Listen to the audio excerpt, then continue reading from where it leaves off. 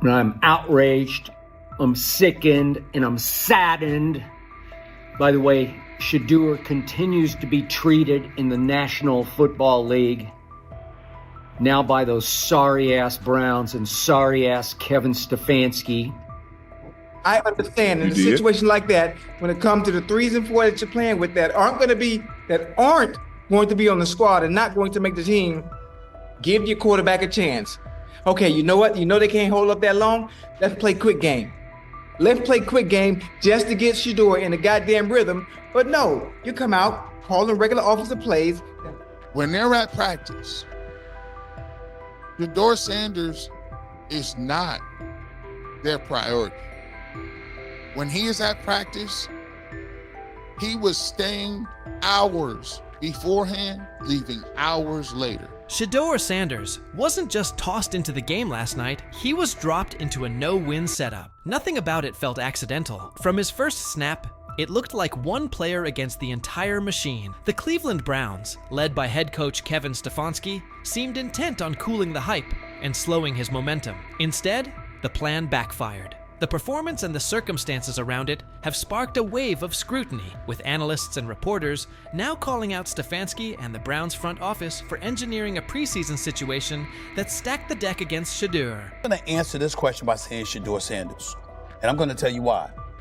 I think he's being set up to... Stephen A. Smith said from the outset that the entire preseason would be engineered to undermine Shedeur Sanders. He argued that even starting the first preseason game was part of a plan to make him stumble, fueling the idea that he's just a 5th-round pick, and validating the skeptics. Whether that blueprint existed before the games kicked off or not, it didn't stop there. Now, attention has turned to Kevin Stefanski and the Cleveland Browns for placing Shedeur in an unfamiliar system and circumstances that set him up to falter. Garrett Bush echoed that criticism, noting that regardless of how hard Shedeur worked before and after practices, he was never treated as a true priority in their plans. When they're at practice, Shedeur Sanders is not their priority.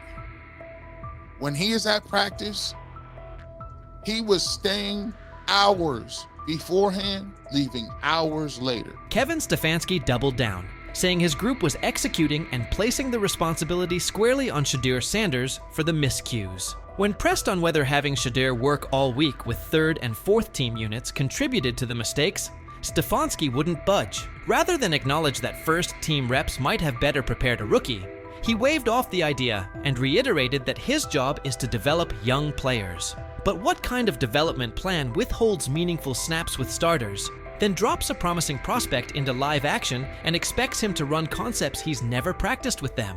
All of our players, Mary Kay, there's things that we can do better, and there's some good moments out there, but that's what our job as coaches, to develop. Skip Bayless weighed in as well, blasting the Cleveland Browns for their handling of Shedeur Sanders and calling it just about the worst approach imaginable. He said the issues fit a troubling pattern under Kevin Stefanski, with Sanders repeatedly mishandled instead of developed. In Bayless's view, this wasn't a one-off mistake. Sanders hasn't been given real opportunities or meaningful support. That treatment has only increased the pressure and made it even harder for him to succeed. And I'm outraged, I'm sickened, and I'm saddened by the way Shedeur continues to be treated in the National Football League. Chad Johnson added that by surrounding Shedeur Sanders with offensive players unlikely to make the roster, Kevin Stefanski effectively stacked the deck against him. He argued that even a quarterback of Tom Brady's caliber would have struggled in that setup. Analysts have echoed the point, putting the blame on the coaching staff for failing to give Shedeur a fair platform to succeed. Ochocinco also warned that critics would soon brand Shedeur a failure and dismiss him as a 5th-string option, while ignoring the core problem, who engineered the situation in the first place. Despite the noise, he framed the backlash as part of a broader effort to drag Shedeur down, noting that some people seem more intent on tearing him apart than acknowledging the circumstances that shaped his performance. You just beat the guy, and that's okay. You get paid, he gets paid. Sometimes Ocho just gonna win because Ocho was just the better player. Sometimes the defensive back is gonna win. He wins some, you win more than you lose. Despite the noise, Shedeur Sanders never criticized head coach Kevin Stefanski or anyone else. He put the outcome on himself and focused on what he could control. He acknowledged there was plenty to clean up and committed to doing the work. He framed it as a learning opportunity, refusing to let one preseason outing define him. Like a veteran, he owned the mistakes, recognizing he needed better eye discipline on those designed runs and smarter decisions to keep the offense on schedule. He even took responsibility for every sack, stating they were on him. The response was measured and mature, reflecting his grasp of the position and his readiness to improve. No, I gotta watch the film, honestly. I can't say what it was. It's definitely different places where I could got my eyes in better spots and got to the progressions quicker and regards to anything, so all those sacks, they definitely on me. How long can Shedeur Sanders keep absorbing the blame on his own? How long before the decision makers who've steered this process either stand up for him or at least grant him a fair look? More and more voices around the league see this as deliberate. Shedeur cleared the first gauntlet, but he's still tangled in the same net. That's the core problem. Not one preseason outing, but an apparatus that keeps tilting the field. The treatment of Shedeur Sanders forces hard questions about fairness, opportunity, and bias in the NFL. Despite the obstacles placed in front of him, he's responded with poise, owning his performance, identifying areas to improve, and committing to growth. But the larger issue isn't his willingness to learn, it's the structure around him that keeps narrowing his margin for success. His experience with the Browns, being dropped into situations where failure felt pre-written, points to deeper systemic habits. Young players, especially those who don't fit a preferred narrative, get boxed in, judged early, and developed late. This isn't only one quarterback's story. It mirrors what countless prospects face when perception, politics, or preconceived roles outweigh on-field evaluation. As analysts and commentators continue to spotlight what's happening, it's clear the conversation about Shedeur Sanders has moved beyond a single depth chart debate. It's about dismantling baked-in biases and delivering a truly even playing field. Shedeur's resilience is real and admirable. The unanswered question is whether the system will evolve fast enough to let players like him do more than survive so they can finally thrive. What do you think? He said he thought Dillon Gabriel was a little bit better. Y'all, chill out. You're making this combative when there's no need to be combative. The fact that you're only here for Shedeur, okay. Both the Browns. Yeah, exactly. Yeah. In their mind of logic, we're going to, and I'm pretty sure this same group of people complain about things that don't go their way in other realms of life. As the season draws near, the conversation around Shedeur Sanders is getting more intense, with fans standing firmly behind their quarterback and believing in his potential. On the flip side, some critics haven't held back, calling those supporters naive or even foolish for backing Shedeur before he's had a real shot in the NFL. But sometimes, it's the most passionate voices that stick to what they believe, and Garrett Bush is definitely one of them. Recently, Emmett Golden criticized Shedeur's fans, accusing them of overhyping him and being too defensive. But Garrett Bush wasn't about to let that slide. He clapped back, pointing out the double standard in Emmett's comments. Garrett reminded everyone that Emmett was already pushing for Dillon to be the starter, even though Dillon clearly isn't ready for that spot yet. Garrett's point came through loud and clear. There's no reason to boost other quarterbacks just to downplay what It's sad. If it doesn't fit your narrative, you are the enemy. No room for civil discourse. Shedeur brings to the table. Garrett Bush didn't stop there. He made it clear that the support for Shedeur Sanders isn't just about what he can do on the field. There's a bigger picture. Garrett pointed out that Shedeur has already shown what he's made of off the field, especially with how he carries himself in interviews and press conferences. His leadership, confidence, and presence behind the mic have already made a strong impression. Even though Shedeur hasn't played an official NFL game yet, Garrett Bush didn't hold back when responding to the people still doubting him. He took on every critic, questioning how anyone could look at Shedeur and not see the talent. How are they rating him like this when he's clearly that good? Garrett asked. He called out how unfair and inaccurate some of the evaluations were, saying people were seriously underestimating Shedeur's abilities, and fans weren't just going to stay quiet about it. Garrett made one thing crystal clear. Judging Shedeur so harshly before he's even had the chance to prove himself in the league doesn't make sense. There's a lot of talent there that's just waiting to be seen. He kept driving the point home. Shedeur Sanders isn't just a potential future star. He's ready right now. Garrett said Shedeur has what it takes to be the face of the Browns today. From how seriously he prepares, to his calm under pressure, to how he shows up when it matters most. Everything about Shedeur screams leadership, and that's exactly the kind of player Cleveland needs. Of course, I already think that he's better than other quarterbacks. because that move to the 5th round, that's cool. They might have to go along with it, but to me, I think if you ask who got the best tools, I'm going with Shedeur Sanders.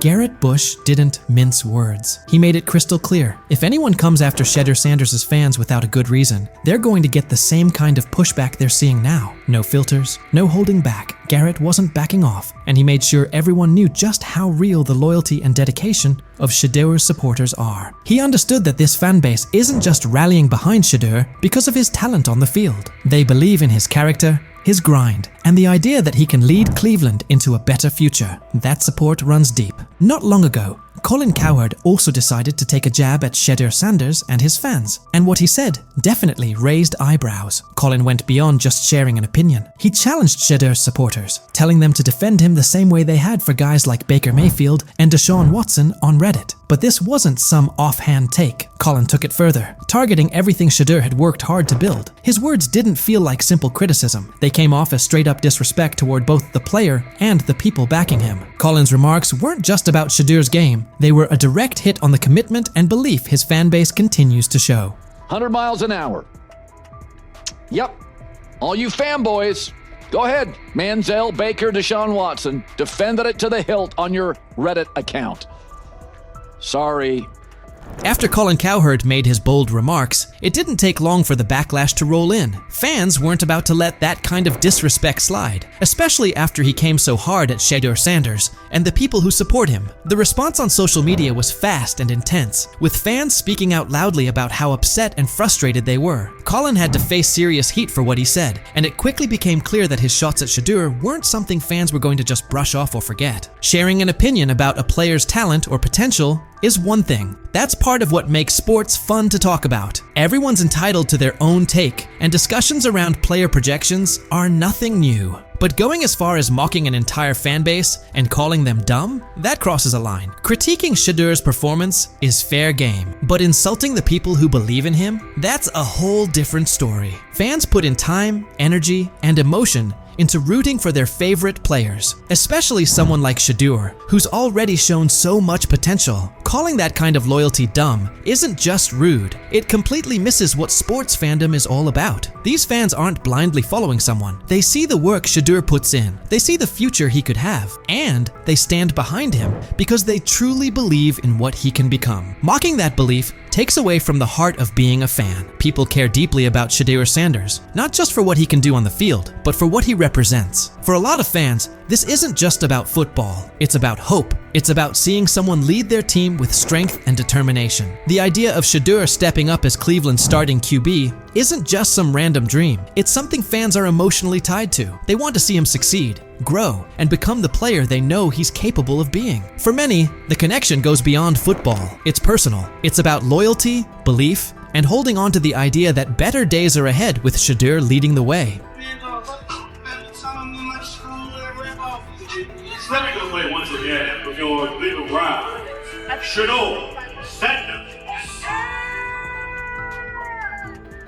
Shedeur Sanders is all about the hustle, and he's clearly not taking his foot off the gas anytime soon. Even in the offseason, he's locked in. He was recently seen in Miami, completely focused and getting ready for what might be the biggest test of his football journey so far, a four-man battle for the starting quarterback spot. The buzz around him is real, and with so much on the line, Shedeur isn't just showing up, he's showing up with intention, making it obvious he's determined to earn that role. Amid all the talk and debate around Shedeur Sanders, Garrett Bush has stepped up as one of his most outspoken supporters, not just for the player himself, but for the fans who've stood by him. A lot of those fans have taken heat from critics who label their support as blind or misplaced. But Garrett's not just defending Shedeur's skill set. He's standing strong for the fans who truly see something in him. His sharp responses to voices like Emmett Golden aren't just about defending Shedeur, they're about protecting the loyalty and passion of the fan base. Garrett gets that Shedeur's supporters aren't just tagging along for the ride. They see leadership. They see someone who puts in the work, both on and off the field. Their passion comes from real belief in his vision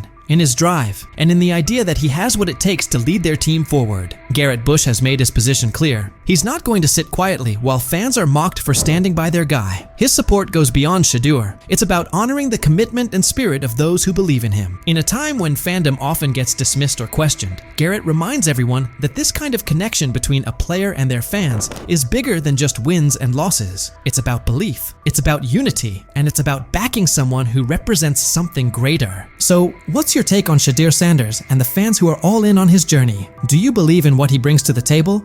Or do you think the hype's getting ahead of the reality? And if you're still unsure, how do you view the energy surrounding Shedeur and the people who support him? Jump into the comments and let us know where you stand.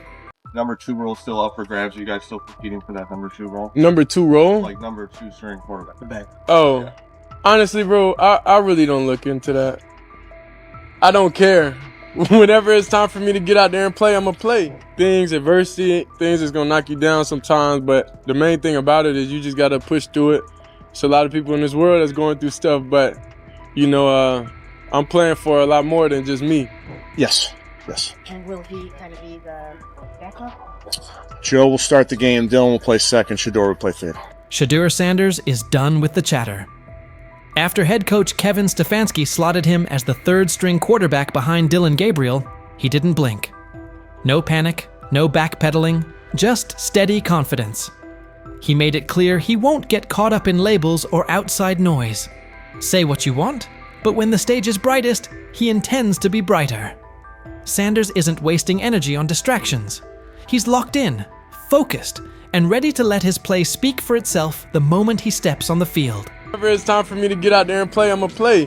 Whenever it's time for the lights to come on, I'm going to do my thing. I'm not concerned about when it is. I'm not concerned about, you know, how many reps I'm getting at this point. Is what it is, because I know when the lights come on, when everything go on, when the pressure's on, you know who I am. Shedeur Sanders isn't losing sleep over Kevin Stefanski's depth chart or the situation around it. He's certain that when his number is called, the film will force a second look at every assumption. Practice rotations and outside noise aren't his focus. He trusts his preparation and what he brings to the position. The equation is simple. When the pressure is real and the lights are hot, he'll answer it and quiet the doubts. He's not chasing validation anywhere else. The field is where he'll do his talking. This isn't just a solo climb for him either. He views his supporters as part of the mission, not spectators on the sideline. He's navigated stretches like this before and found a way through, and that same mindset drives him now. Every window that opens, he plans to seize. The message doesn't change. The work never stopped, the standard hasn't moved, and he's ready to prove it again the moment opportunity meets preparation. The main thing about it is you just got to push through it. There's a lot of people in this world that's going through stuff, but, you know, I'm playing for a lot more than just me, you know, so regardless of pain, that's always how I've been, even in college, you know, so in high school and everything from when I was young, regardless of like physically, you know, if I don't feel my best, I still got to go out there and execute with no excuses. Since landing in Cleveland, Shedeur Sanders says his perspective has shifted. Simply lacing up for practice each day feels like a gift he used to imagine, not live. He's embracing patience, fully prepared to wait his turn, and when that window opens, he intends to sprint through it. Until then, the plan is simple. Stack work, refine the details, and be over-prepared when the call comes. To critics, he doesn't frame this chapter as a setback at all. It's the runway. This is time to tighten footwork, sharpen reads, and stay mentally locked in for what's next. He's clear that when the moment arrives, he'll put the whole toolkit on display and let the tape answer the questions. The focus hasn't wavered, the workload hasn't eased, and the standard hasn't moved. When opportunity meets preparation, he intends to show exactly who he is and what he can do. I would say I learned life in a different perspective, you know, and that's why I come here. I'm happy. I always got good energy because, you know, I'm blessed to come out here. And he's backing it up. In his latest practice, Shedeur Sanders showed exactly what cooking looks like. He came out a touch sluggish while shaking off the last of the injury effects, then locked into rhythm. By the end, one throw stole the entire session, an eye-catching rip that reminded everyone he's trending back to full form. That single play said more than a soundbite ever could. It wasn't just 6 points. It was a snapshot of poise, placement, and field vision. The way he worked through the look, trusted his mechanics, and delivered on time matched the confidence he's been voicing. It was the kind of ball that makes coaches pause, teammates lean in, and critics pump the brakes. Sanders addressed Dillon Gabriel's recent comments with calm and maturity. Even after Gabriel clarified they weren't aimed directly at him, Shedeur said he didn't spend a second dwelling on it. He believes God gives him the steadiness to stay grounded and avoid reacting to every headline. The noise is irrelevant. His focus stays the same. Whatever's said, so be it. Still, his posture told you he understood the subtext. He carried himself like someone who knew the message had him in mind, and he turned it into quiet fuel. The composure wasn't about pretending nothing happened. It was about showing he's bigger than the back and forth. He knows the real answer won't come from a podium. It'll come when he steps between the lines and lets the tape speak. Honestly, I don't even think about nothing. I don't think about anything. If it's not words or anything, at this point, it can't do anything to me. I know, the God put the ability and the power within me to not even think about nobody else's comments, not care. It is what it is. I spoke with him. He said, nah, bro, that wasn't. He said, that wasn't. He told me on the plane. He came up. He was like, nah, bro, that wasn't at you. I see how they trying to spin. I'm like, oh, all right. I'm not tripping, regardless of whatever it was. He's right to ignore most of it. Not every take deserves oxygen. There will always be bandwagon critics who pile on when things look rough and pivot the second momentum flips. The same voices throwing shots now will rush to celebrate him once he delivers. And you can bet Colin Cowherd will be near the front of that line. He's been all in on the skepticism around Shedeur Sanders lately, using every opening to question him. Cowherd praised Kevin Stefanski for elevating Dillon Gabriel to quarterback 2 and sliding Shedeur to 3rd, calling it the smart, low-risk move and proof of Stefanski's top-tier instincts. But it's hard to miss how quickly Cowherd writes Shedeur off, as if he's eager to see a miss before the kid gets a fair runway. Cowherd didn't stop there. He mocked Shedeur and his supporters, pointing out that several franchises were searching for starters and many more needed steady backups, and none chose him. He hammered the draft optics too. Dillon Gabriel in the 3rd round versus Shedeur in the 5th, framing that as the league's verdict. In his telling, the message is already settled. Shedeur's backers may have shrugged at that before, but, as Cowherd puts it, the numbers make the case. And many of us believe Jimmy Haslam, the owner of the Browns, is the one that nudged the front office into drafting him.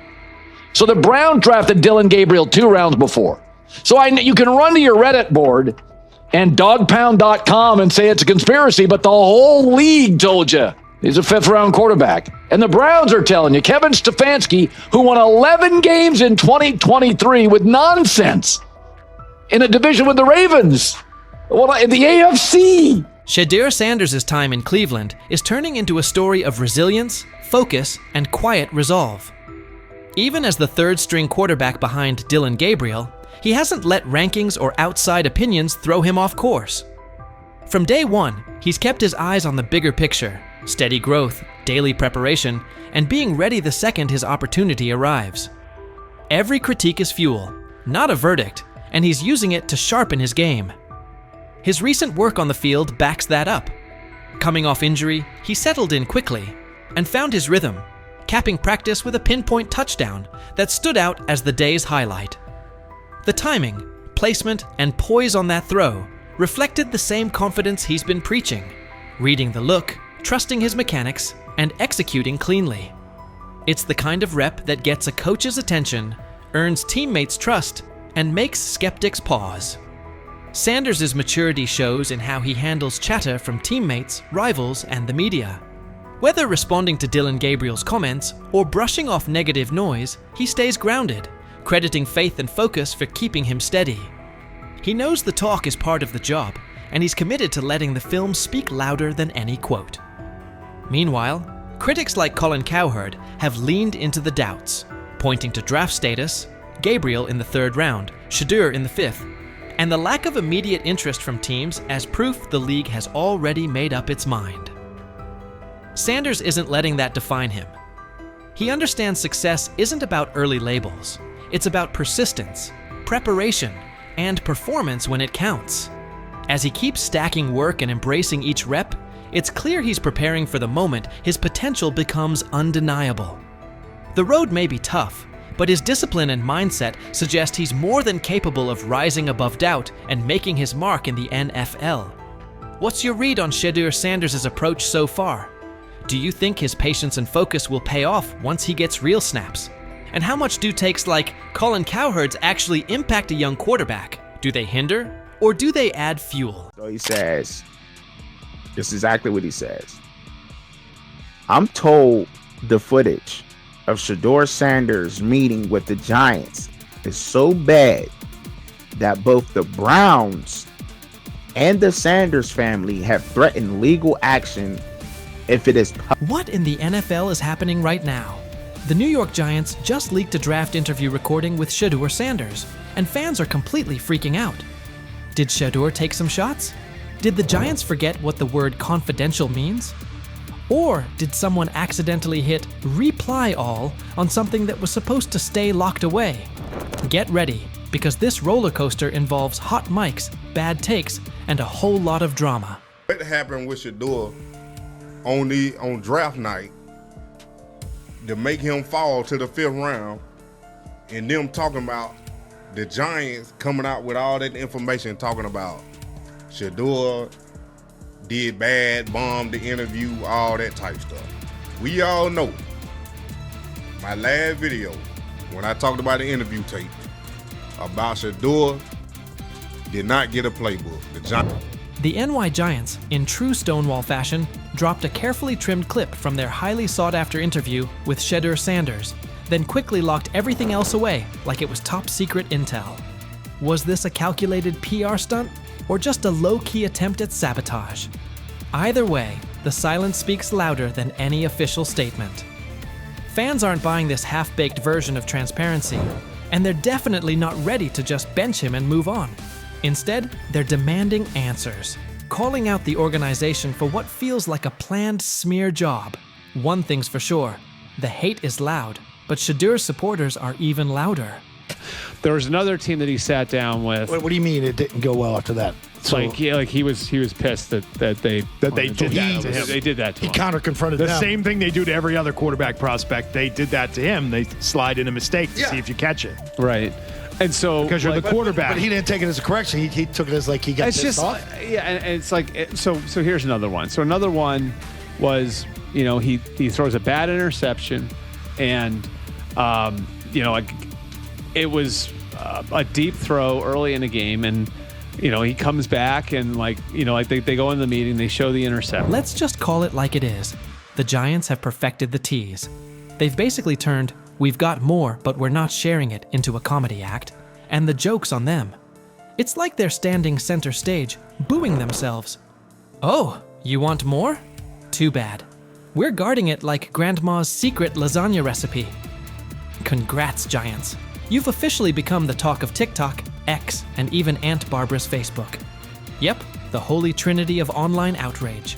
This whole thing screams drama, screams petty, and definitely screams PR disaster in a fitted cap.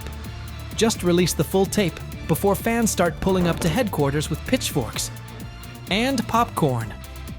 GM is getting fired.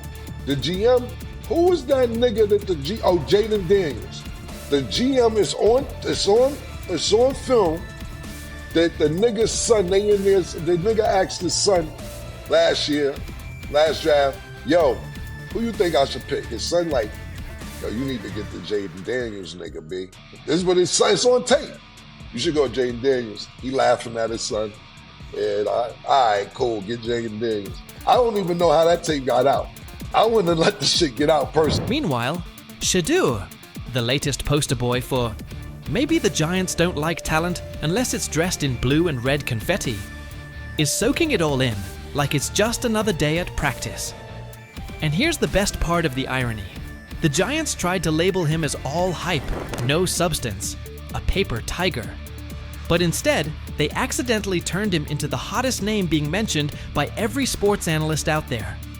They tried to bury the story, but somehow ended up stamping it in bold.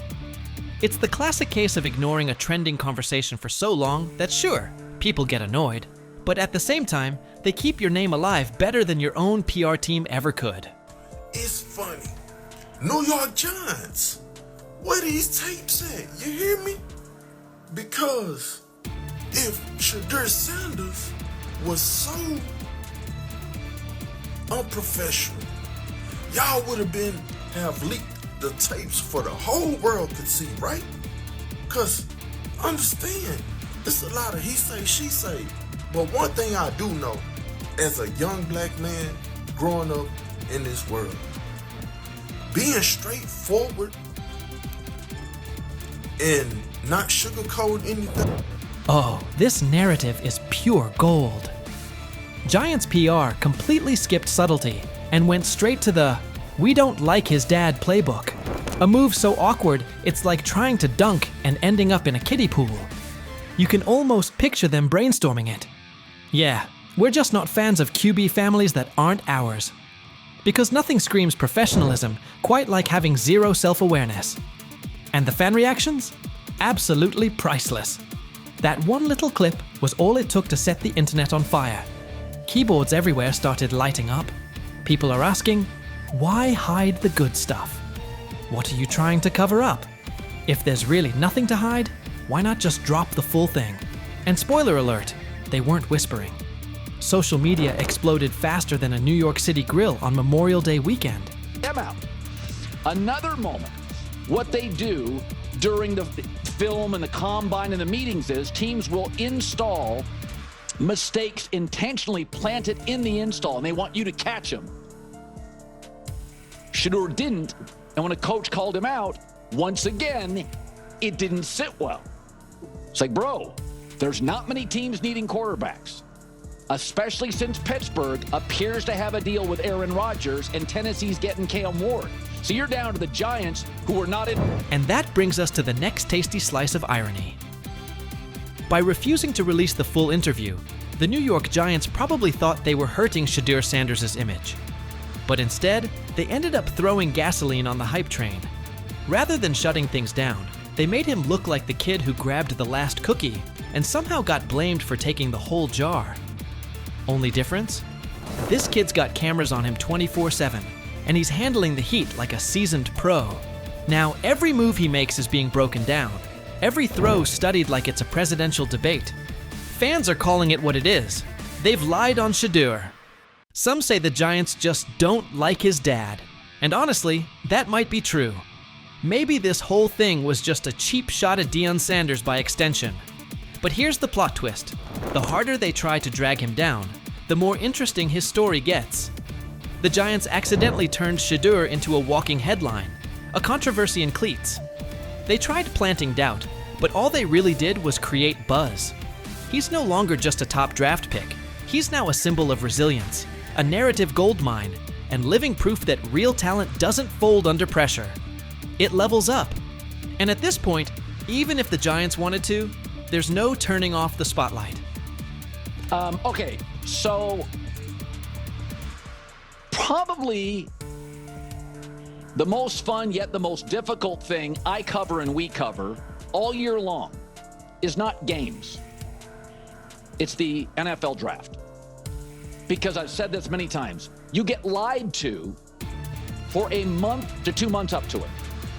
And so often during the draft, and every few drafts, there's a guy that really falls, precipitously falls. This year it was Shedeur Sanders, it's been Aaron Rodgers, it's been Dan Marino. Every few years somebody falls a lot. And so, but those stories don't come out until like the fall and after. Let's not overlook the fact that the hate is so strong, you could bottle it up and sell it as radioactive cologne. You can practically watch it leaking out of Giants HQ like toxic sludge straight out of a bad superhero origin story. But here's the twist. Maybe that's their superpower. Maybe the New York Giants really believe they're cooking up some secret formula, a cocktail of manipulation and media spin. But here's the thing. Every bit of shade they throw at Shedeur Sanders only makes his story bigger. Every time they try to box him in as some overhyped diva or question his character, they accidentally hand him another viral moment. And now, he's the underdog hero rising through the smoke. Let's be real. This isn't just about football anymore. This is about narratives, control, and how the establishment absolutely loses it when they're no longer holding the pen. And the real kicker? They still won't release the full interview. You've got NFL fans, media heads, and entire Reddit threads all chanting, "Drop the tape." Like it's some long-lost Beatles album. Meanwhile, the Giants are just sitting there, staring into the void like nobody saw this mess coming. Now, I don't know if it ever gonna get leaked or not. The tapes, the New York Giants have the tape. They definitely have the tape. It's confirmation that they have the tape. Shedeur didn't do nothing. It's what they saying he did. I'm gonna tell you what these mixed reaction right here. So we already know about the New York Giants, but the Pittsburgh Steelers head coach Mike Tomlin reported Miles Sanders' talent, but hesitated to draft him due to previous challenges with quarterbacks like Russell Wilson and Justin Fields, leading to more cautious approach.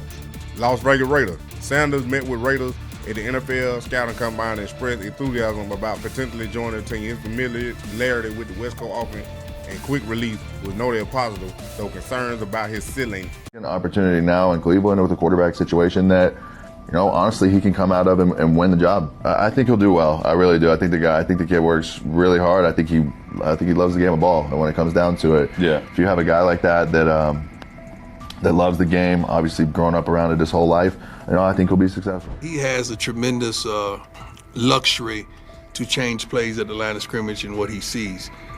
But you got to take into account that this kid has started every game in his high school career. This kid has started every game in his college career but one. He's seen a lot of football. So it's not too many complex defenses that you could throw at him that he hadn't seen. He's seen all of them. What happened behind the scenes in Miami last week left NFL scouts, general managers, and team owners completely shocked. Shedeur Sanders put on a performance that was so sharp, so precise, that even the most experienced talent evaluators, people who've been doing this for decades, are now second-guessing everything they thought they knew about quarterback play. The buzz started quietly on Tuesday. By Friday, it was all anyone in football circles could talk about. And now it makes total sense why Deion Sanders has been so confident about his son's NFL future. What you're about to hear could seriously shift the way you see the 2025 NFL Draft. But before getting into the details of that private session, take a second to think about this. How many times have we seen quarterbacks hyped up only to fall apart under real pressure? How often do college stars shine in the NCAA but fold when they step into the NFL's high-stakes environment? The league's history is full of QBS who looked unstoppable in college but couldn't cut it at the next level. That's exactly why what Shedeur did last week is so unbelievable. This wasn't a flashy highlight reel against weak college defenses. It wasn't a carefully edited clip designed to go viral. This was a real, high-stakes NFL-style workout, with all the pressure you can imagine. Here's what we know. About 3 weeks ago, word started to get around that Shedeur had scheduled a private workout in Miami. But this wasn't just any workout. It took place at a top-tier training facility, the kind of place where legends like Tom Brady and Aaron Rodgers go during the offseason to sharpen their skills. It's a spot known for its privacy and intensity, far away from media noise. But here's where things got really serious. Shedeur didn't just bring in a few position coaches or local scouts. He invited the big names, the harshest critics. These were evaluators who don't get impressed by flashy stats or famous families. Think former NFL defensive coordinators who've built entire careers on shutting down elite QBs. Think scouts who've analyzed everyone from Peyton Manning to Patrick Mahomes. And they all showed up, every one of them. Inside the facility, the vibe was intense. 15 NFL decision makers, execs, scouts, and coaches were spread across the field. Clipboards out, stopwatches ticking, no smiles, no reactions. Just stone-faced pros who don't hand out compliments lightly. Then Shedeur walked onto the field. No hype, no background music, no cameras trying to catch a viral moment. Just him, carrying the weight of his family name and the hopes of Colorado fans everywhere. The place went silent, and what followed? That's when everything changed. I think he's done a great job. He's a super nice kid. Those guys, the people I work with that interview him and stuff, he's a great guy. He's just got to, he's got to kind of put himself under the radar and work every day, which he seems to be doing. The first drill looked pretty basic on the surface. 40-yard throws to stationary targets. Seems simple, right? Not exactly. These weren't college-level wideouts standing out there. They brought in former NFL receivers, guys who really understand how to create separation and run routes with pro-level precision. These are the kinds of receivers who can truly expose whether a quarterback has what it takes or not. Shedeur steps up to the line. First throw, absolute laser. 40 yards, fast and clean. Tight spiral, right on target. Hits the receiver perfectly in stride. Scouts glance at each other, but no reactions yet. They've seen strong arms before. Then comes the second throw. Still 40 yards, but now it's a comeback route. Way more challenging. The timing has to be spot on. The throw needs to be out before the receiver even makes his cut. Shedeur doesn't just hit the pass. He reads it ahead of time, releasing the ball before the receiver even turns. When the ball lands right in the receiver's chest, just as he comes out of the break, even some of the veteran coaches are caught off guard. One scout literally drops his clipboard. And that was just the warm-up. The real challenge came next. Game simulation. Imagine this. A mock defense made up of former NFL players. Not fringe guys, but legit starters from just a couple of seasons ago. These defenders know how to bait quarterbacks, disguise their coverage, and turn up the pressure. Here's the setup. 2-minute drill. Down 6 points. 85 yards to go. No timeouts. It's the kind of pressure that usually breaks college quarterbacks and separates the real ones from the hype. Shedeur lines up under center. The defense shows one look, but you can tell something's coming. There's a shift about to happen. Classic disguise to force confusion. As soon as the ball is snapped, the coverage rotates, just like expected. Most young QBs would freeze, panic, or try to force something risky, but not Shedeur. He steps up into the pocket with the kind of calm you see from seasoned pros. Eyes downfield the entire time. Then, he sees it. A tiny window, open for maybe half a second. A slot receiver breaking on a dig route. The linebacker trailing just behind. That window is so tight most college QBs wouldn't even attempt it. But Shedeur doesn't hesitate. He fires a strike right between two defenders, hitting his receiver in perfect stride. The linebacker stops mid-step, stunned. The safety trying to rotate over just shakes his head, like he can't believe what he just saw. The scouts lean in. They know they're watching something rare. And the best part? This was only the beginning. Incredibly accurate. Yes. He really understands not only offensive football, but he understands what you're doing as a defense, so he'll pick you apart that way. He processes quickly. Like, all those things to me are big-time attributes. And I just remember last year at this time, Bo Nix falling. People saying, hey, Bo Nix is going to be a second-rounder, and Bo Nix is not. By the way, that guy was one of the best. But now they can't have him. The same people responsible for his slide in the draft are the ones scrambling.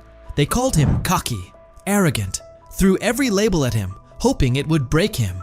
But through it all, Shedeur stayed cool. He didn't let the noise shake him or throw him off course. His mindset never wavered. He knew exactly what he brought to the table, and no amount of criticism was going to change that. Instead of folding under the pressure, he locked in even more. Their doubt didn't shake him. It fueled him, because deep down, he knew that what he showed on that field wasn't some lucky moment. It was real. It was proof of who he is and what he's capable of becoming. And now, those same scouts are left second-guessing everything. They thought they had him figured out. But what they saw last week flipped their entire evaluation on its head. At first, they saw attitude. They saw confidence and labeled it arrogance. They judged him before really watching him. But Shedeur didn't let it affect him. Instead, he showed exactly who he is when the lights are the brightest. And now those same scouts, the ones who once questioned if he had what it takes, are sitting in silence, unsure of what they just witnessed. His performance is making waves, and suddenly their early opinions are starting to look shaky. They didn't just see a strong-armed college quarterback out there. They saw a leader, calm, smart, in total control. The more his confidence grows, the better he gets. And now, they're starting to realize they might have missed something big. What they once brushed off as ego now looks more like confidence that can't be rattled. And his ability to shine under pressure is forcing a lot of people to rethink how they evaluate talent. Every day that passes, the question gets louder. How long can they keep ignoring the guy they once dismissed? Have we ever seen a quarterback flip the narrative like Shedeur Sanders just did? How often do players get counted out because of assumptions or snap judgments? How many times is confidence mistaken for arrogance? And how much potential gets overlooked because of it? Maybe this is that turning point. Maybe those very traits we criticize in young players are actually the ones that turn them into something great. What if Shedeur is exactly the kind of quarterback the league's been missing? What if we're watching the start of something special? So what do you think? Could Shedeur Sanders be the real deal? And what kind of impact will his rise have on the 2025 NFL Draft?